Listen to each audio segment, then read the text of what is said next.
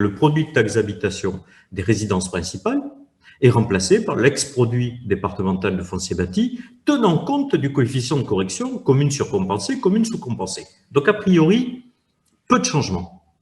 Peu de changements. La petite nuance, c'est que dans le produit de foncier bâti était pris en compte l'ensemble des bases liées aux établissements industriels et que comme la moitié va être exonérée, une partie de ce produit ne sera donc plus pris en compte. Là où les choses changent, c'est au dénominateur.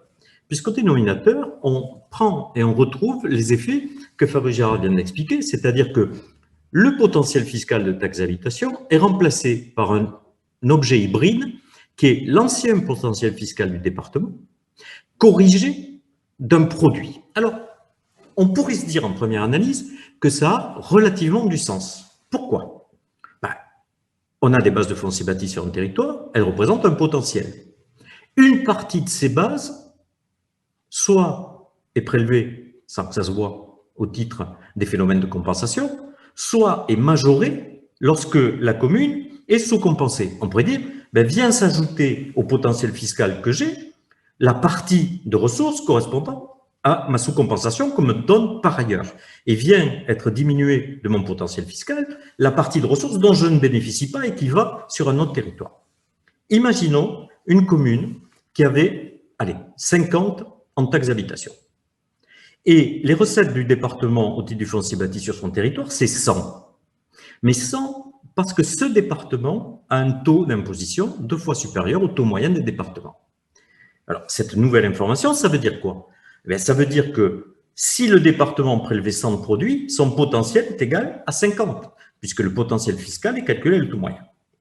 Cette commune reçoit 100 de produits départementaux. Elle avait 50 de produits de taxe d'habitation. Elle est donc surcompensée de 50. On va donc lui prélever, sans que ça se voit, par le coefficient de correction qu'a expliqué Pierre-Emmanuel Louis, on va lui prélever les 50 qui sont en trop. Ça, c'est côté budget de la commune.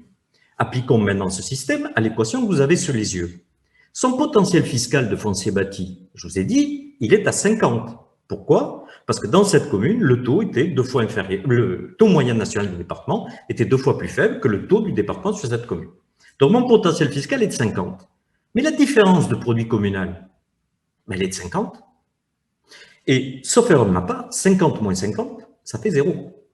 Autrement dit, en enlevant des produits à un potentiel, on peut arriver à un potentiel fiscal nul, alors qu'en fait, là, dans mon exemple, mon potentiel fiscal ne devrait être que de la moitié. Donc, mon dénominateur diminue. Lorsque mon dénominateur diminue, comme mon numérateur est à peu près le même qu'avant, mon effort fiscal augmente spontanément. Quelle est l'erreur de méthode du gouvernement dans sa proposition? Le schéma qui est mis en place n'est pas incohérent. On a un potentiel fiscal foncier bâti du département sur le territoire de la commune. Il ne bénéficie pas en totalité à la commune, où il est complété dans le cadre d'une sous-compensation par des ressources venant d'ailleurs. Il est logique d'intégrer l'effet de ces compléments ou l'effet de ces minorations. C'est logique. Mais en potentiel. Il faut potentialiser ces effets. Il ne faut pas les prendre en produit.